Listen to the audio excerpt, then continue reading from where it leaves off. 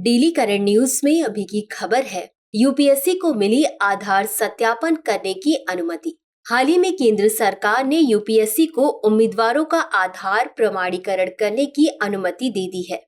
बता दें कि कार्मिक एवं प्रशिक्षण विभाग ने यूपीएससी को अभ्यर्थियों की पहचान के लिए स्वैच्छिक रूप से आधार आधारित सत्यापन करने की अनुमति दी है। गौरतलब है कि इस आधार आधारित सत्यापन का उद्देश्य किसी भी प्रकार की धोखाधड़ी से बचना है।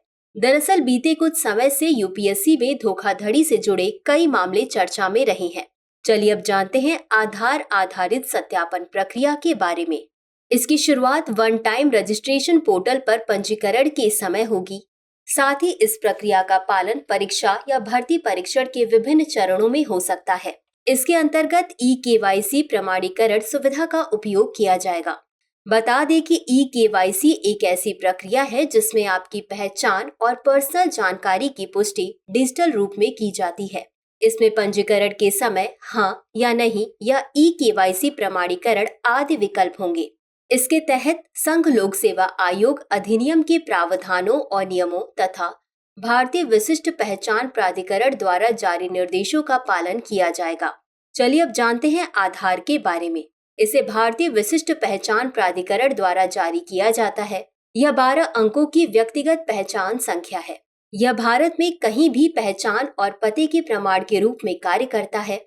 आधार नंबर प्रत्येक व्यक्ति के लिए अद्वितीय होता है और जीवन भर वैध रहता है।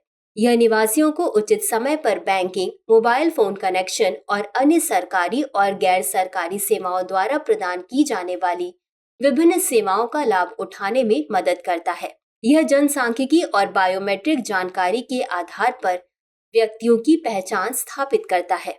चलिए अब जानते हैं संघ लोक सेवा आयोग यानी यूपीएससी के बारे में। यह एक संवैधानिक आयोग है।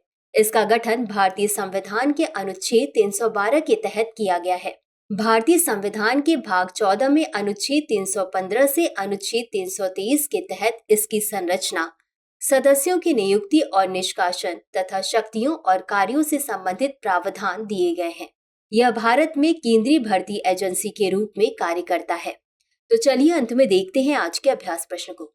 आधार के संदर्भ में निम्नलिखित कथनों पर विचार कीजिए। 1.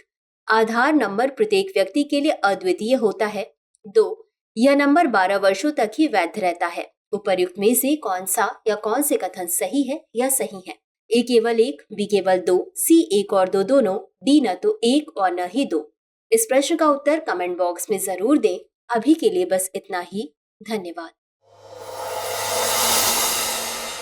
डियर व्यूअर्स, अपने एग्जाम की तैयारी को और बेहतर करने के लिए हमारे चैनल को लाइक, शेयर और सब्सक्राइब करना न भूलें।